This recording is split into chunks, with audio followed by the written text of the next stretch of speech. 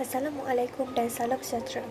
Pandemik COVID-19 juga dikenali sebagai pandemik coronavirus atau wabak coronavirus ialah pandemik penyakit coronavirus 2019 yang sedang berlaku secara global berpunca daripada coronavirus sindrom pernafasan akut teruk 2 SARS-CoV-2.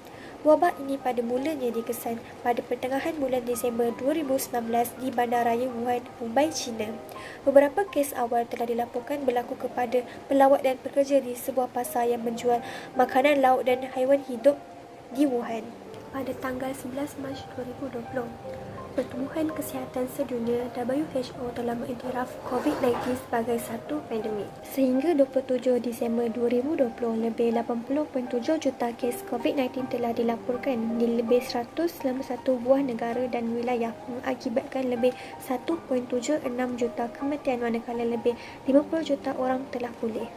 Secara saintifik, definisi coronavirus merupakan definisi yang secara umum, iaitu suatu virus yang menyebabkan jangkitan saluran pernafasan kepada manusia.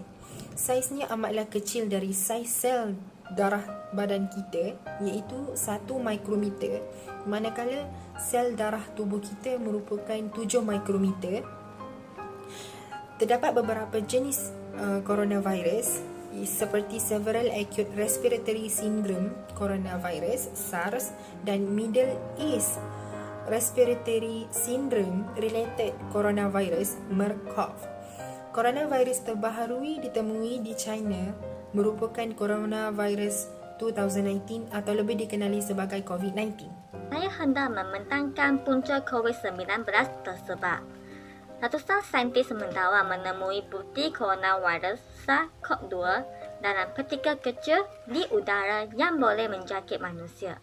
Ia bertentangan dengan kenyataan oleh Pertubuhan Kesihatan Sedunia WHO yang sebelum ini mendakwa virus punca penyakit COVID-19 itu hanya merebak dari individu ke individu lain menerusi titisan cecair badan dari hidung atau mulut. Menurut WHO, virus tersebut tersebar apabila individu yang dijangkit batuk, bersin ataupun bercakap.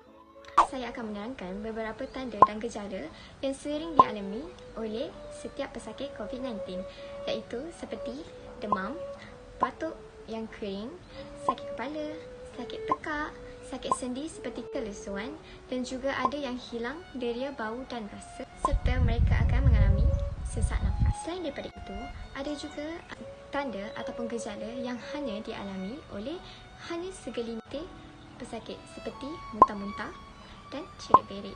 Dan tidak semestinya semua tanda-tanda ini akan berlaku ataupun alami oleh setiap pesakit. Hal ini kerana mungkin sesetengah pesakit akan mengalami hanya sebahagian sahaja ataupun akan mengalaminya kesemua tanda-tanda gejala ini. Malah, bukan itu sahaja, tanda-tanda dan gejala COVID-19 ini juga boleh membawa kepada kes yang lebih teruk lagi seperti pneumonia, kerosakan organ dalaman dan juga paling teruk adalah membawa kepada kematian. Bagi mencegah dan mengawal penularan COVID-19, langkah-langkah bagi mengelakkan 3C dan mengamalkan 3W adalah amat penting bagi memutuskan rantaian COVID-19. Elakkan 3C, crowded places, tempat sesak seperti pasar raya dan pusat membeli belah, confined places, tempat tertutup seperti tandas awam, close conversation, bercakap jarak dekat seperti bersyarat beramai-ramai di tempat kerja. Amalkan 3W, wash, cuci, amalkan kebersihan diri dengan kerap mencuci tangan dengan sabun dan air ataupun menggunakan hand sanitizer. Wear, pakai, individu yang bergejala pernafasan seperti batuk dan selesema hendaklah memakai penutup mulut dan hidung. Warn, beri amaran, polisi tidak bersalaman yang telah ditukar dengan meletakkan tangan kanan di dada kiri dan tunduk sedikit sebagai tanda hormat. Amalkan etika batuk dan bersin, serta lakukan disinfeksi di tempat yang kerap digunakan ataupun disentuh seperti tombol pintu. Lakukan pemeriksaan suhu badan dan gejala pernafasan di semua tempat, contohnya di pasar raya ataupun pusat membeli belah. Individu yang bergejala ataupun demam tidak dibenarkan untuk memasuki premis dan dinasihatkan untuk mendapatkan rawatan serta berada di rumah sehingga sembuh. Dampak daripada COVID-19 ini telah menyebabkan kekurangan bekalan makanan di Malaysia. Hal ini kerana PKP telah mengganggu secara langsung rantaian bekalan makanan sedia ada di pasaran.